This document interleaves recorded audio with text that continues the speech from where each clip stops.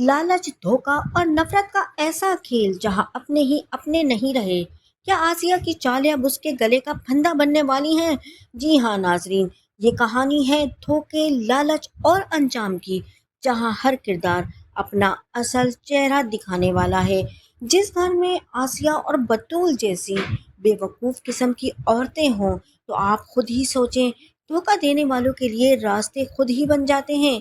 जी हाँ, वसीम और उसका बेटा जरियून अंदर ही अंदर बहुत ही ज्यादा खुश होते हैं। खुशी से फूले नहीं समाते। कहते हैं कि भाई काम बहुत आसान हो चुका है। उन्हें यकीन हो जाता है कि अब सारा खेल उनके हाथ में आ चुका है। जरियून अपने बाप को तसल्ली देते हुए कहता है, परेशान होने की कोई ज़रूरत नहीं है। आसिया तो पहले ही जज्बात में बह जाने वाली औरत है, और उसकी बेटी तो उससे भी 4 कदम आगे है। वो अपनी मर्जी से सब कुछ हमारे नाम करने पर आमादा हो चुकी है। वसीम जल्दी करने का मशवरा देता है। कहता है कि भाई देखो, ज़रा जल्दी काम करो। वो जानता है कि अगर ज़रा सी भी हकीकत खुल गई तो सारा मंसूबा खाक में मिल जाएगा। दूसरी तरफ आसिया एक ऐसे जाल में फंसती जा रही है जो कि उसे खुद भी अंदाजा नहीं हो रहा। वो अपने नौकर पर गुस्सा निकालती है। कहती है उसने काम अधूरा छोड़ दिया है। लेकिन नौकर अब बदल चुका है।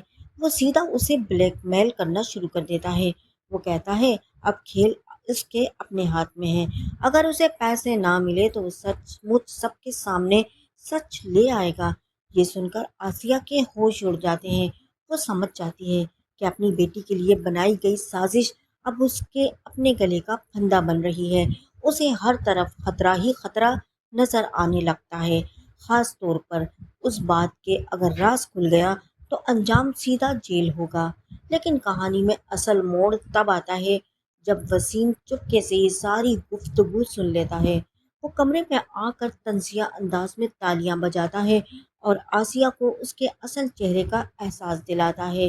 वो उसे बताता है कि वो खुद भी इसी खेल का हिस्सा था, बल्कि उसका मंसूबा उससे भी ज़्यादा खतरनाक था।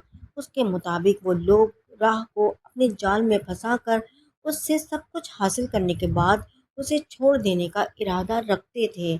आसिया ये सुनकर हैरान हो जाती है, क्योंकि उसे अंदाज़ा होता है कि वो अकेली नहीं, बल्कि सब एक दूसरे को धोखा दे रहे थे। इधर अरमान भी सच्चाई तक पहुंच चुका होता है। जब वो अपनी माँ को सारी हकीकत बताता है तो वो सदमे में चली जाती हैं। उसे यकीन नहीं आता कि कोई अपनी ज़ाती नफरत में इतना अंधा हो सकता है कि किसी की जान लेने पर उतर आए।